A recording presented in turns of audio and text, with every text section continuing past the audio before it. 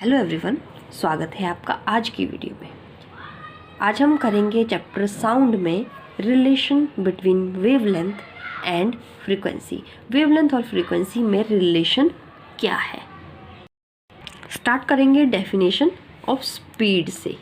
Generally हमें पता क्या है, speed is equal to distance upon time होता है। ठीक है, इस केस में डिस्टेंस क्या है in case of sound wave? Distance कितनी होगी between the two consecutive crest के बीच में या टू कंसेक्टिव ट्रफ्स के बीच में, उसे हम किससे नोट करते हैं? लैम्डा से। तो डिस्टेंस कितनी होगी? लैम्डा। और टाइम क्या होगा? Time period. एक पॉइंट से कितनी नंबर ऑफ कंप्रेशन या रेयर फ्रैक्शन जो है वो पास हो रहे हैं, that is the time period T. We will denote it. And speed के केस में v is equal to this much. अब हमने जब फ्रीक्वेंसी और टाइम पीरियड की डेफिनेशन की थी, वी नो दैट वहाँ से हमें क्या पता है कि जो फ्रीक्वेंसी है that is 1/t। So 1/t की वैल्यू हम इस रिलेशन में पुट कर देंगे। So you will get v is equal to nu lambda. So this is the required relation that we want to find. This is the relation between wavelength and frequency. अब यहाँ पे कुछ questions हैं। Which wave property determines loudness and B point में क्या है? Pitch. Loudness को कौन सा फैक्टर डिटरमाइन करेगा?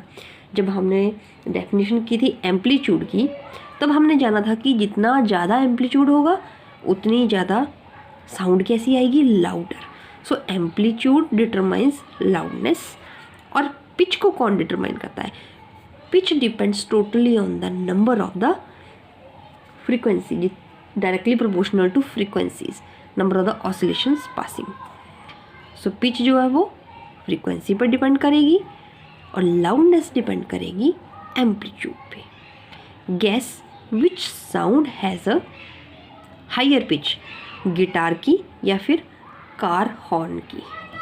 इन केस ऑफ गिटार क्या होगा? हमें पिच से क्या पता है?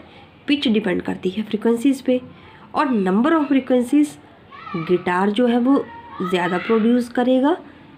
सो in case of guitar the sound has higher pitch than compared to a car horn.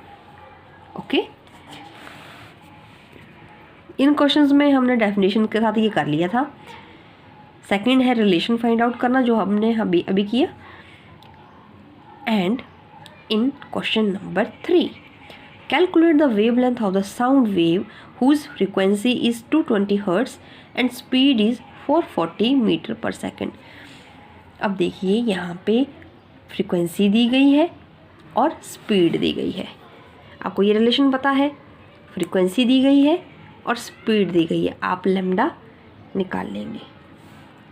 In question number 3 we have frequency that is 220 hertz, speed v is equal to 440 meter per second.